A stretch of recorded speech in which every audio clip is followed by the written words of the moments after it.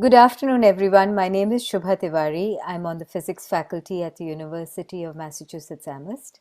I'm also director of the STEM Education Institute at UMass Amherst. What I want to tell you about today is one of the activities of the STEM Education Institute, which are the Science and Engineering Saturday seminars. These are workshops that build connections between the university and K through 12 community. The STEM Education Institute, STEM standing of course for Science, Technology, Engineering and Mathematics, was started over 30 years ago by then Professor of Physics Mort Sternheim. It began as humbly as an electronic bulletin board connecting school teachers and went on to do many professional development activities for those teachers, fostering connections between the university researchers, allowing researchers to spread the news about their research, fulfill the broader impact aspects of their grant proposals, and allowing for professional development for the K through 12 educators. After Mort retired for a second time, I took over as director of the institute in July 2019. What are the Saturday seminars? You see in the background a picture of one of these led by Professor Tony Dinsmore of the UMass Physics Department, where he's showing the teachers how to use Arduinos in their classrooms. These are 4-hour workshops, typically taking place on Saturday mornings in the spring semester. The presenters are university faculty or graduate students, but sometimes staff from local museums. And it's a mix of lecture, hands-on activity, and elements of pedagogy. Teachers from elementary, middle, and high school attend these, but so do science coordinators for the district as well as librarians and students at the UMass College of Education studying for their master's degree or looking for an initial or professional teaching license. What goes into preparing a workshop? I work with the researchers, looking for people who would be appropriate and working with them to formulate a plan that will help translate what they do into what teachers need in the classroom. So, help them mix it up between lecture and hands-on activities. I also help them write or I look over and provide supporting letters for the broader impact portions of their proposals. And none of this would be possible, of course, without the other side. So how do we prepare for the teachers? I have an extraordinary partner, Jennifer Wellborn, who's been a long-standing middle school science teacher. Jennifer has a degree in wildlife management and a master's in science education, but that does not even begin to describe how versatile she is. She can take ideas from the physical sciences, the life sciences, the earth sciences, and find connections between them. And more importantly, help the teachers who are attending these workshops formulate their lesson plans and connect those lesson plans to the next generation science standards or the local state version of those. So the demographics of the teachers who attend these workshops are typically science teachers. Many of them teach more than one science subject, but also science adjacent teachers. You see somebody from visual art and special ed and Future Ready, which is a careers course. This is a snapshot of one particular semester in 2020. There were 34 participants, which is the typical number of participants. And you can also see that teachers in this particular snapshot tended to be very experienced teachers. The bulk of them had been teaching for 10 or more years. A small fraction were early career and some were mid-career teachers. What do they get out of these workshops? Well, teachers can, in terms of their professional development, they can either gain professional development points which are needed to maintain their certification, or they can, if they so choose, in order to advance, gain 3 graduate credits. And I'll tell you in a second what is required for those graduate credits. This is a snapshot of 2 particular semesters in which we offered it. And so the number who are doing it for PDPs or professional development points in the red can vary, as do the number doing it for graduate credit. And of course, all of them learn new things that they can then incorporate into lesson plans for their classroom and align them with the things that they're required to do. What do they need to do in order to get graduate credit? Firstly, they enroll through our continuing education program, which is called University Without Walls at UMass Amherst.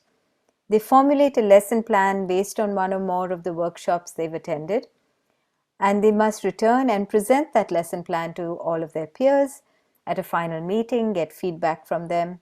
And in addition to that, they have to read a science or science-related book and provide a book review of that.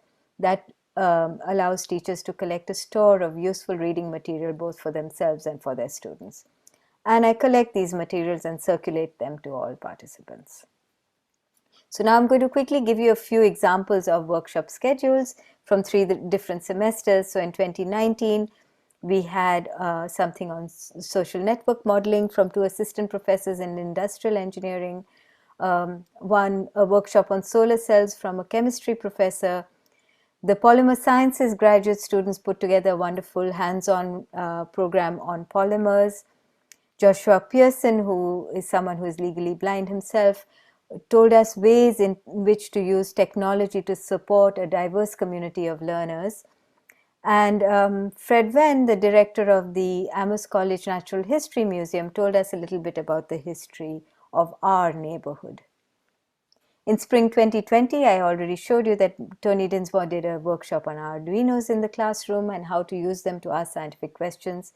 We had a step-up workshop, which is a workshop that helps teachers figure out how to encourage students to do science in their classrooms.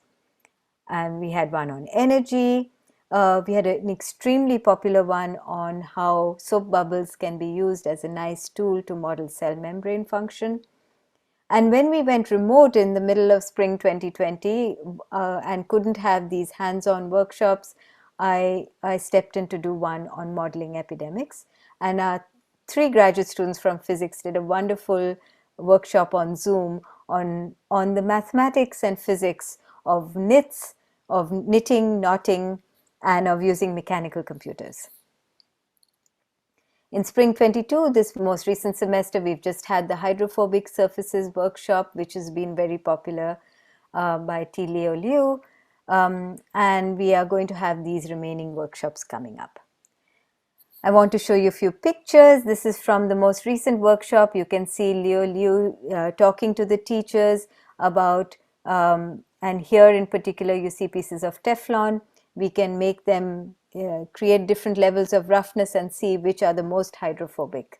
So he had a wonderful mix of lecture, hands-on activity followed by lecture for different topics, building up to a final short lecture on his own research. Teachers make lesson plans based on these workshops, as I mentioned earlier. So this is a couple of examples of those. So in spring 2019, the solar cell workshop allowed one of the Amherst Regional High School teachers to prepare a proposal for a new course offered at the school. A middle school teacher was able to use the presentation from the Natural History Museum to modify and rework and make more hands-on her plate tectonics unit for the Earth Sciences portion of her course. In spring 2020, one of the teachers used the soap bubble activity that Peter Beltramo of Chemical Engineering at UMass did and adapted it to this particular standard that addresses how cells function. This is extremely popular. So we take all these materials and put them online at ScholarWorks. The link was provided earlier. And this particular workshop has been downloaded nearly 11,000 times. So this is pictures from that workshop. You can see teachers modeling cell division by dividing a soap bubble with a knife, a plastic knife dipped in soapy water. The supporting teachers to encourage the pursuit of undergraduate physics workshop, which was offered by 2 trained teachers, step-up teachers.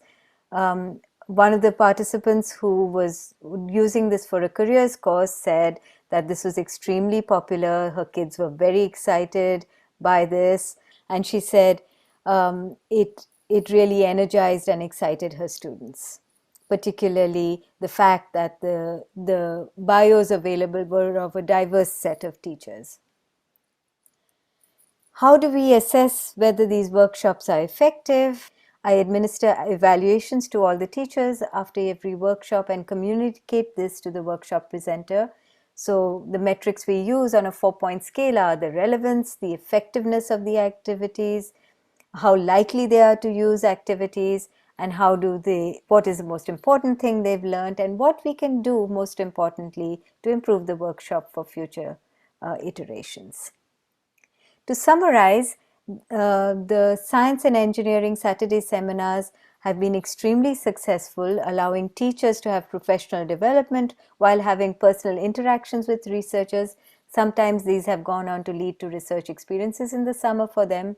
They learn new skills that they can adapt to their classroom. They can communicate current research ideas to their students, and this helps their students visualize a career in which they might be doing some of these things. For researchers, it allows them to communicate the importance of their research to a broader audience, and this is particularly nice for graduate students who then develop a culture of outreach that they can carry forward with them. Thank you very much.